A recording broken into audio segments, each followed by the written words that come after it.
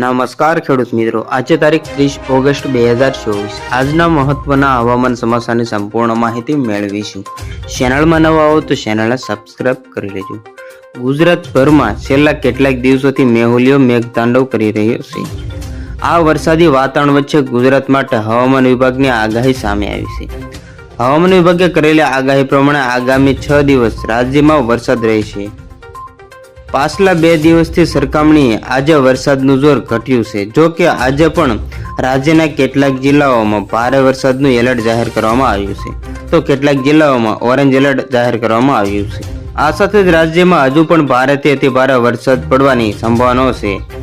આજથી 6 દિવસ સુધી ભારે વરસાદની આગાહી કરવામાં આવી છે. હવામાન વિભાગે આજથી 1 સપ્ટેમ્બર સુધી માછીમારોને દરિયો ન ખેડવાની સૂચનાઓ આપવામાં આવેલી છે. આ સાથે સૌરાષ્ટ્રના કચ્છમાં સર્જાયેલું ડીપ ડિપ્રેશન હજુ પણ યથાવત છે. આ ડિપ્રેશન 3 કિમીની ઝડપે આગળ વધી રહ્યું છે.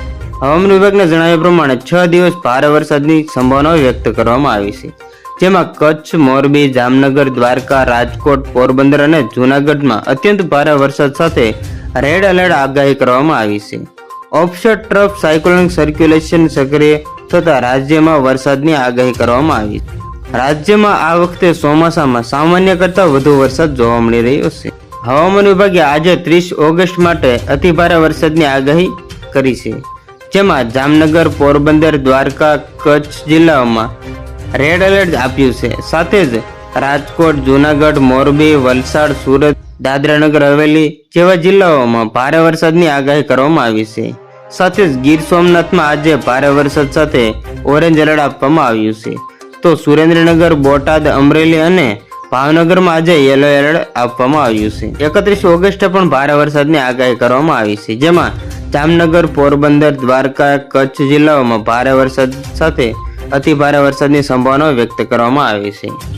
જ્યારે 2 અને 3 સપ્ટેમ્બર માટે પણ ભારે વરસાદની આગાહી કરવામાં આવી છે. પોરબંદર અને જૂનાગઢમાં પણ અતિ ભારે વરસાદ થવાની શક્યતાઓ વ્યક્ત કરવામાં આવી છે. તો બસ આજની ત્યાં આટલી જ અપડેટ. ફરી મળીશું નવી અપડેટ સાથે. ત્યાં સુધી બન્યા રહેજો ખેડૂત ખબર યુટ્યુબ ચેનલમાં.